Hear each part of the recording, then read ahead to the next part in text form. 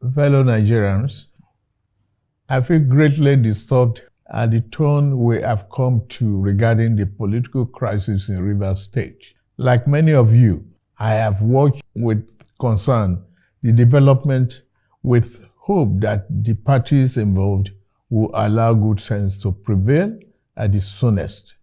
But all that hope borne out without any solution to the crisis.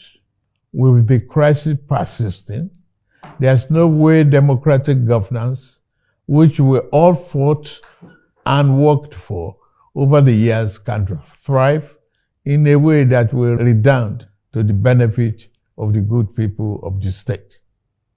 The state has been at a standstill since the crisis started, with the good people of the state not being able to have access to the dividend of democracy. Also, it is public knowledge that the governor of Rivers State, for unjustifiable reasons, demolished the House of Assembly of the state as far back as 13th December 2023, and as up till now, 14 months after, now rebuilt the same. I have made personal interventions between the contending parties for a peaceful resolution of this crisis, but my efforts have been largely ignored by the parties to the crisis.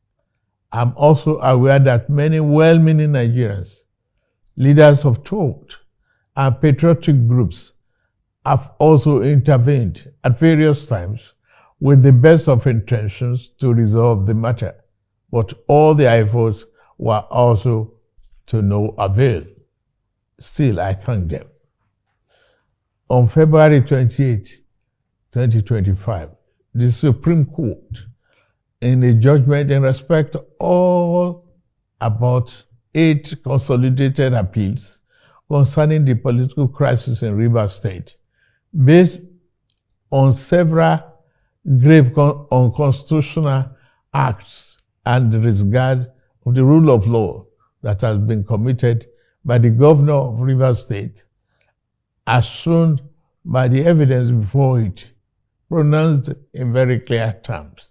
And I quote, "A government cannot be said to exist without one of the 3 arms that make up of the government of a state under the 1999 Constitution as amended.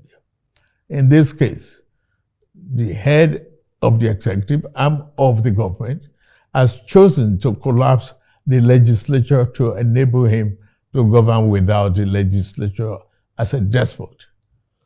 As it is, there is no government in Rivers State," and I quote.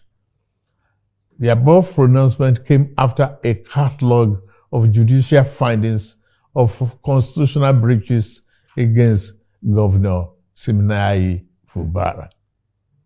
Going forward in their judgment, and having found and held that 27 members of the House who had allegedly deflected, and I quote, "are still valid members of Rivers State House of Assembly and cannot be prevented from participating in proceedings of that House by the 8th respondent, that is the governor, in cohort with 4 members," and unquote. The Supreme Court then made some orders to restore the state to immediate constitutional democracy. These orders include the immediate passing of an appropriation bill by the Rivers State House of Assembly, which up to now has not been facilitated. Some militants had threatened fire and brimstone against their perceived enemies of the governor, who has up to now not disowned them. Apart from that, both the House and the governor have not been able to work together. Both of them do not realize that they are in office to work together for the peace and good governance of the state.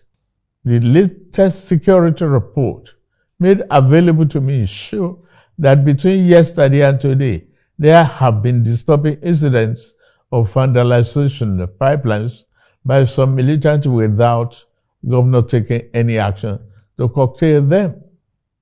I have, of course, given stand order to the security agencies to ensure safety of lives of good people of Rivers State and the oil pipelines. With all this and many more, no good and responsible president will stand by and allow the grave situation to continue without taking remedial steps prescribed by the Constitution to address the situation in the state, which no doubt requires extraordinary measures to restore good governance, peace, order, and security.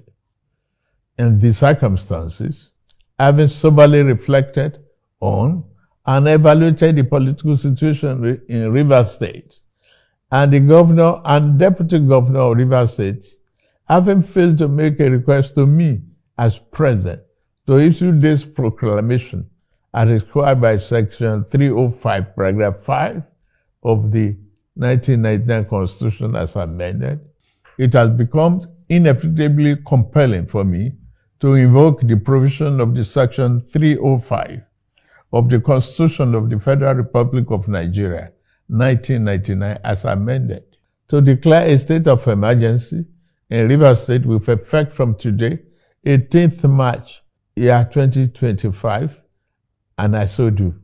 By this declaration, the governor of Rivers State, Mr. Similaye Fubara, his deputy, Mrs. Ngozi Odu, and all elected members of the House of Assembly state are hereby suspended for an initial period of 6 months. In the meantime, I hereby nominate Vice Admiral Eboket Ibas, retired, as administrator to take charge of the affairs of the state in the interest of the good people of Rivers State. For the avoidance of doubt, this declaration does not affect the judicial arm of Rivers State, which shall continue to function in accordance with their constitutional mandate. The administrator will not make any new laws. He will, however, be free to formulate regulations and may be found necessary to do his job, but such regulations will need to be considered and approved by the Federal Executive Council and promoted by the President for the state. This declaration has been published in the Federal Gazette, a copy of which has been forwarded to the National Assembly in accordance with the Constitution. It is my fervent hope that this inevitable intervention will help to restore peace and order in Rivers State by awakening all the contenders to the constitutional imperatives, binding on all political players in the Rivers State in particular and Nigeria as a whole. Long live a united, peaceful, secured, and democratic Rivers State in particular, and the Federal Republic of Nigeria as a whole.